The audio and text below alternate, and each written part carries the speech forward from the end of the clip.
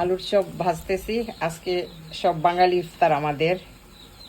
আসসালামু আলাইকুম, সবাই কিরকম আছেন?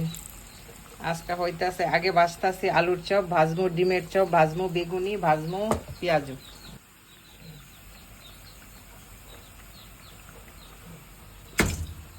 এখন বানাইতেছি আন্ডা চপ, ডিমের চপ। উঠা দাও প্লেট মে। বিসমিল্লাহ। মাশাআল্লাহ, লোভনীয় লোভনীয় চপ, আন্ডা চপ। বেগুন চপ বানাবো। বেগুনগুলো আমি একটু মোটা মোটা করে নিছি, কারণ বেগুন চপে না বেগুন না থাকলে খাইতে মজা লাগে না, খালি বেসন আমার কাছে ভালো লাগে না। তো এই জন্য আমি বিসমিল্লাহ একটু বেগুনটা মোটা মোটা করছি। আরামে আরামে ফ্রাই করবো, মানে বেশি তাড়াহুড়া করবো না, যাতে ফ্রাইটা মানে সুন্দরভাবে হয়। আমি চুলা একবারে কমাই দিছি, একটু বাড়াই দিলাম। এখন বেগুনের মধ্যে বেগুন থাকলে বেগুনিটা খাইতে মজা লাগে, মা খাইলো একটা ইয়ামি টেস্ট। এই জন্য একটু মোটা মোটা দিছি।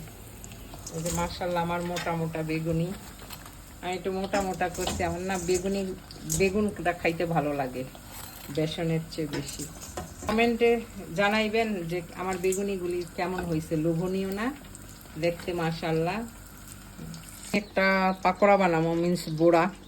এখানে আমি নিছি পেঁয়াজ পাতা, বাগল পাতা, ধনিয়া পাতা, কারি পাতা, কাঁচামরিচ, টমেটো আর পেঁয়াজ।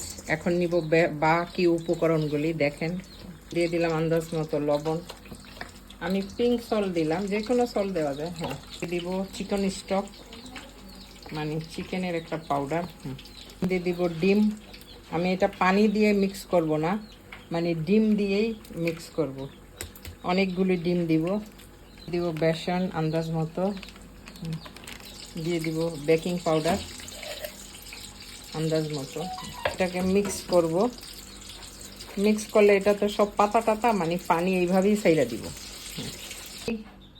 এখন বানাবো পাকোড়া। ওকে, ডিম আর সবজির পাকোড়া বানাইতেছি। এটা একটা হেলদি পাকোড়া, কিন্তু তেলের জন্য একটু আনহেলদি।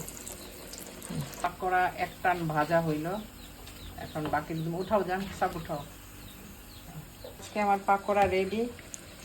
আমার খাবারগুলি ভালো লাগলে আপনারা বলবেন কিভাবে কিভাবে বানাইতে হয়, আবার আমি দেখাবো কোনটা কিভাবে বানাইলাম।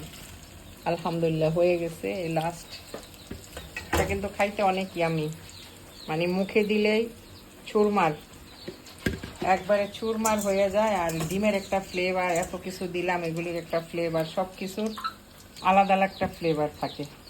তো সবাই ভালো থাকবেন। আমার ভিডিওগুলি ভালো লাগলে লাইক কমেন্ট শেয়ার করবেন। আল্লাহ হাফেজ।